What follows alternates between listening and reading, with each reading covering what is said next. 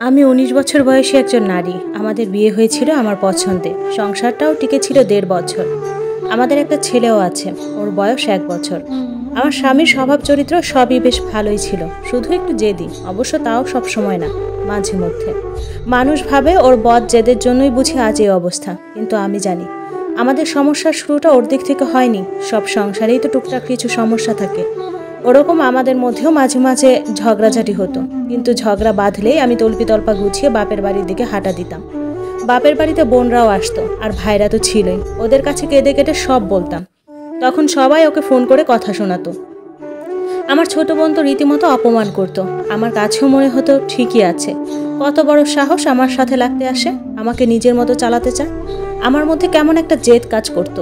ওর কাছে ছোট হব, ওর কাছে নিজের ভুল স্বীকার করব, মাফ চাইবো, এটা ভাবতেই পারতাম না। উল্টো বড় গলা করে বলতাম, ডিভোর্স দাও।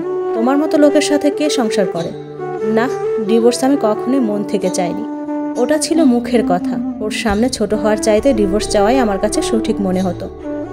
একদিনের কথা এখনও মনে পড়ে। সেদিন ছোট একটা ব্যাপার নিয়ে তর্ক করতে করতে দুজনেই খুব উত্তেজিত হয়ে পড়েছি। রাগে আমার শরীর কাঁপছে, যা মুখে আসছে তাই বলছি। তুই তোকারি, গালিগালাজ, অপমান কিচ্ছু বাদ যায়নি। এক পর্যায়ে সহ্যের বাঁধ ভেঙে ও আমার গায়ে হাত তুলল। এর আগে কিংবা পরে কখনোই ও আমার গায়ে হাত তুলেনি, কিন্তু ওই একটা থাপ্পড়, ওটাই যথেষ্ট ছিল। আমি বাপের বাড়ি চলে গেলাম। আর হ্যাঁ, বরাবরের মতো এবারও নিজের দিকটা না বলে খালি ওর দিকটাই বলে গেলাম। মানুষের দোষ দিয়ে আর কি লাভ? সবাইকে যা বলেছি সেটার ওপর ভিত্তি করেই তারা বিচার করেছে। পরিবারের সবাই বলল, এমন ছেলের সাথে সংসার করার কোনো দরকার নাই, মামলা ঠুকে দাও। আমি সবার পরামর্শে মামলা করলাম। ওর নামে নারী নির্যাতনের কেস করা হলো। খুব দ্রুতই ওকে পুলিশ ধরে নিয়ে গেল। ওর পরিবার থেকে মুরব্বীরা এসে বারবার অনুরোধ করলো আমি যেন এই কেস তুলে নেই। ভেতরে ভেতরে আমিও চিন্তা করতাম, আচ্ছা, আমার স্বামী কি আসলেই জালেম? ও কি কোনো দিন নিজে থেকে আমার গায়ে হাত তুলেছে?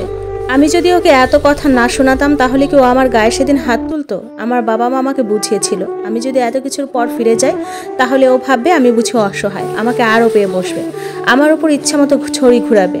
একবার গায়ে হাত তুলেছে মানে বারবার একই কাজ করবে। কাজেই নিজে থেকে ফিরে যাওয়ার তো প্রশ্নই আসে না। কিন্তু আমার মনের ভেতর কে যেন চিৎকার করে বলতো, ও তো এমন লোক না। ও যেদিন আমার গায়ে হাত তুলেছিল, সেদিনই হাঁটু জোর হয়ে আমার কাছে মাফ চেয়েছে। এসব ভেবে ভেবে আমি মামলা তুলে নিলাম, তবে ওর কাছে ফেরত গেলাম না। কিছুদিন পর দুই পরিবার থেকে বিচার সালিশ হলো। সবার কাছে ও দোষী প্রমাণিত হলো। সবাই ওকে নানা কথা বোঝালো, উপদেশ দিল। তারপর আবার শুরু করলাম সংসার। এর পরের কয়েক মাস ভালোই চলছিল, কিন্তু হুট করে আবার কি একটা নিয়ে আমাদের ঝগড়া বেঁধে গেল। ব্যাস, কাপড় চোপড় গুছিয়ে আবার আমি বাপের বাড়ি গিয়ে উঠলাম। এর মধ্যে শুনলাম ও নাকি খুব অসুস্থ। আমি বাসায় ফিরতে চাইলে আমার পরিবার বলল, এভাবে একটা ঝগড়ার পর একা একা ফিরলে সেটা ভালো দেখায় না। আর আমার বোনদের কথা ছিল, ওসব অসুস্থ টসুস্থ কিছু না, সব বাহানা। আমরা চাচ্ছিলাম ওই পক্ষ থেকে কিছু আত্মীয় স্বজন এসে ওর ভুল স্বীকার করে আমাকে হাতে পায়ে ধরে নিয়ে যাক, কিন্তু এবার কেউই আসলো না।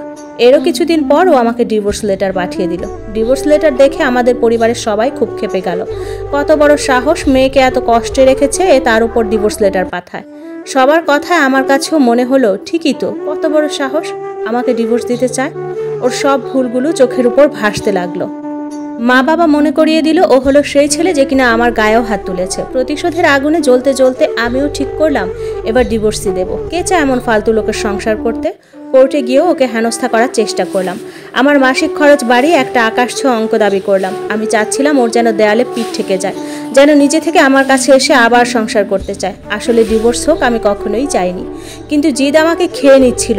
আগ বাড়িয়ে ওকে ডিভোর্স তুলে নিতে বলা আমার পক্ষে অসম্ভব। ওর কাছে ছোট হওয়া আমি মানতেই পারিনি, কিন্তু আশ্চর্যের ব্যাপার, ও আমার আকাশছোঁয়া সমস্ত দাবি মেনে নিল। আমাদের ছেলেকে আমি পেয়ে গেলাম, ভরণ পোষণ, মাসিক খরচ, ওর সম্পত্তি সব। বিনিময়ে ও পেল শুধু ডিভোর্স। আমাদের ডিভোর্স হয়েছে আজ 3.5 বছর। ও আবারও বিয়ে করেছে, সুখেই আছে বোঝা যায়। আসলে ওর মতো নির্ঝঞ্ঝাট স্বামীকে নিয়ে মেয়েরা হয়তো সুখেই থাকবে। এখন আমার নিজের কথা ভেবে আফসোস হয়। মানুষের মুখের কথা কখনো কখনো ছুরির চেয়েও ধারালো হতে পারে। ও আমাকে একবার থাপ্পড় মেরেছিল ঠিকই, কিন্তু আমি কথার তীরে ওকে ছিন্ন ভিন্ন করে ফেলতাম। শারীরিক নির্যাতন করিনি সত্যি, কিন্তু মানসিকভাবে কষ্ট দিতাম। এসব কথা আমার মা বাবাকে কখনোই বলা হয়নি। নিজের দোষের কথা মানুষ কতটাই বা বলে। মাঝে মাঝে ভাবি, ইস, আমার পরিবার যদি একটু নিজে থেকে বুঝে আমাকে সংসার করার উপদেশ দিত। যখন আমি ওর কাছে ফিরে যেতে চাইতাম, তখন ওর খারাপটা না বলে যদি একটু ভালো দিকগুলোর কথা মনে করাতো, আমি যদি নিজের জিদ না নিয়ে পড়ে না থেকে একটু ওর কাছে নত হতাম, তাহলে হয়তো আজ আমাকে এই দিন দেখা লাগতো না। আজ আমার ভাই বোন বন্ধু বান্ধব সবার নিজেদের সংসার আছে, কিন্তু ছোট্ট ভুলে সব শেষ হয়ে গেছে। তাই দোয়া করি আর কারো জীবনে এমন না হোক।